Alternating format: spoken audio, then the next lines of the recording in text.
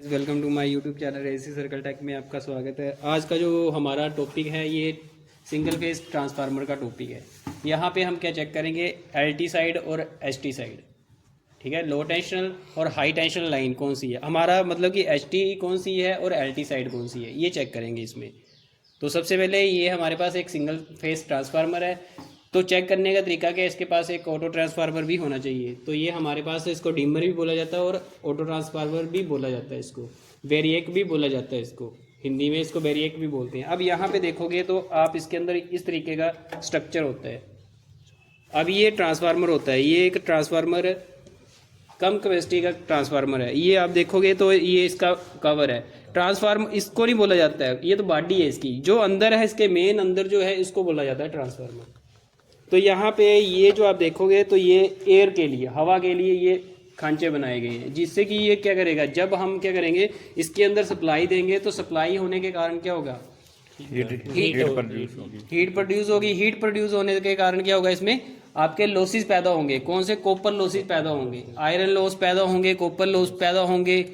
अगर हम कोई ट्रांसफार्मर किसी जगह पे फिट करते हैं तो उसके लिए हमारे पास क्या होना चाहिए, हम पहले टेस्टिंग करते हैं इसमें। अगर बड़े प्रकार के ट्रांसफार्मर है तो उसको अलग तरह से, तो उसमें कॉपर टेस्ट किए जाते हैं, आयरन टेस्ट किया जाता है। आपने पढ़ा होगा ट्रांसफार्मर के केस में आयरन लॉस की ज्ञात करने का तरीका क्या होता है, कॉपर लॉस ज्ञात करने का तरीका क्या होता है, एलटी साइड कौन सी है हमारी, एचटी साइड कौन सी है, उस तरीके से हम ये ज्ञात करते हैं। तो यही हम देखेंगे। सबसे पहले हम क्या करेंगे, इनके टर्मिनलों की पहचान करेंगे कि दो कौन से, ये वाले दो टर्मिनल है या फिर ये दो टर्मिनल है। ठीक है, वाइंडिंग के दो सिरे होंगे, जैसे कि आप यहाँ पे देखोगे तो ये आपको वाइंडिंग के सिरे दिख रहे होंगे। तो इसको हम मल्टीमीटर के द्वारा भी चेक कर सकते हैं और सीरीज टेस्टिंग लैंप के द्वारा भी चेक किया जा सकता है। अब हम इसको चेक करेंगे सीरीज टेस्टिंग लैंप के द्वारा।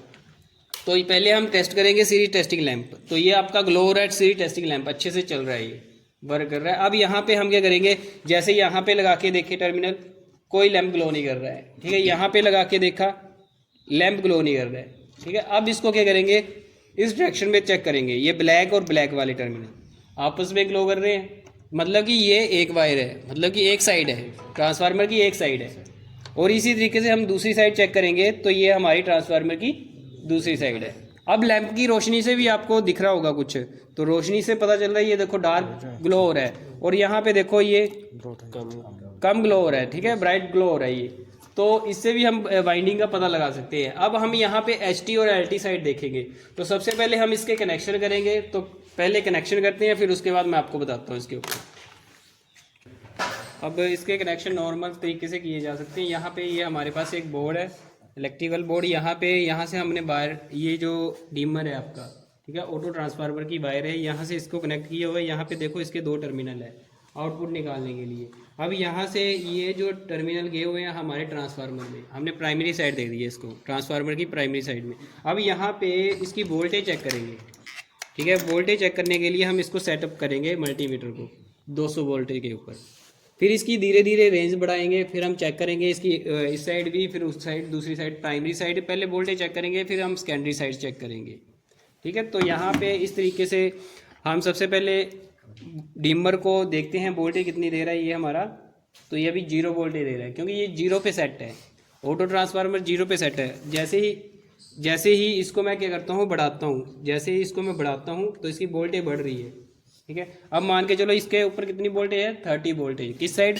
हमने प्राइमरी साइड, जिस साइड हम सप्लाई देते हैं, जिस साइड सप्लाई देते हैं उसको प्राइमरी साइड बोला जाता है। तो हमने क्या किया है, यहाँ पे ये 30 वोल्टेज आ रही है इसकी प्राइमरी साइड। अब सेकेंडरी साइड हम क्या करेंगे, इसकी वोल्टेज चेक करते हैं। तो ये देखो 57 वोल्टेज, 57 वोल्टेज आपको शो कर रहा है यहाँ पे, 57 वोल्टेज। अब हम इसी तरीके से इसको फिर से बढ़ाएंगे, ऑटो ट्रांसफार्मर को वेरी करेंगे। यहाँ पे देखो इसको फिर से बढ़ाया, वोल्टेज बढ़ाई। अब यहाँ पे वोल्टेज चेक करेंगे फिर से, तो ये बता रहा है 55 वोल्टेज। ठीक है, यहाँ पे कितनी है, 55 वोल्टेज। अब यहाँ पे इसको दूसरी साइड चेक करेंगे, तो यहाँ पे देखो 103 वोल्टेज। ठीक है, 103 वोल्टेज। तो यहाँ पे 103 वोल्टेज आपको शो कर रहा है ये। अब इसी तरीके से इसको थोड़ा सा और बढ़ा लेते हैं। अब यहाँ पे देखो इसको और बढ़ाते हैं थोड़ा सा, तो वोल्टेज चेक करते हैं। तो 66 वोल्टेज या 7, और यहाँ पे 124, ठीक है। तो यहाँ पे 67 वोल्टेज और यहाँ पे 124 वोल्टेज, ठीक है। ये हमने रीडिंग नोट की। अब इसी तरीके से हम क्या करते हैं, इसको फिर से ऑफ कर देते हैं, सप्लाई को बंद करते हैं। अब हम क्या करेंगे, यहाँ पे ये जो क्रॉप है, अब ये वाली क्रॉप है, इसको दूसरी साइड देख के देखते हैं सप्लाई को, ठीक है। तो अब इस दूसरी साइड क्या फ़र्क पड़ता है सप्लाई के ऊपर, आपको LT साइड कौन सी है, HT साइड, आराम से पता चल जाएगा ये चीज़ का कि कैसे हम देखते हैं इसको, LT साइड को और HT साइड को। तो अब हम फिर से इसकी वोल्टेज चेक करते हैं। अब हमने क्या किया हुआ है, इसके कनेक्शन क्या किए हुए हैं, यहाँ से ये जो वायर उठाई हुई है, डिमर से हमने वायर उठाई हुई है, ये हमने सेकेंडरी साइड दी हुई सप्लाई, ठीक है। अब ये प्राइमरी साइड, यहाँ से हमने सप्लाई ली हुई है। अब ये सेकेंडरी साइड, अब यहाँ पे क्या करेंगे, यहाँ से आउटपुट देखेंगे। तो यहाँ से जैसे ही मैं आउटपुट चेक करता हूँ, तो इसको पहले मैं बढ़ा लेता हूँ इसको थोड़ा सा, तो यहाँ पे वोल्टेज चेक करेंगे। अब तो ये 27 वोल्टेज बता रहा है, ठीक है। अब ये कितनी है, 27 वोल्टेज, 27 वोल्टेज। अब इस साइड कितनी है हम चेक करेंगे,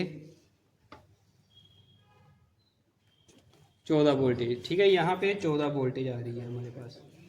अब ये क्या कर रहा है, कम करके देगा वोल्टेज, ठीक है, कम करके देगा। अब यहाँ से मैं थोड़ा सा और बढ़ाता हूँ इसको। अब यहाँ पे फिर से वोल्टेज चेक करूँगा, ये 51 बता रहा है, 51 वोल्टेज। अब यहाँ पे इस साइड चेक करूँगा तो 27 वोल्टेज, 27 वोल्टेज आ रही है हमारे पास। अब इसको थोड़ा सा और बढ़ाते हैं इस तरीके से।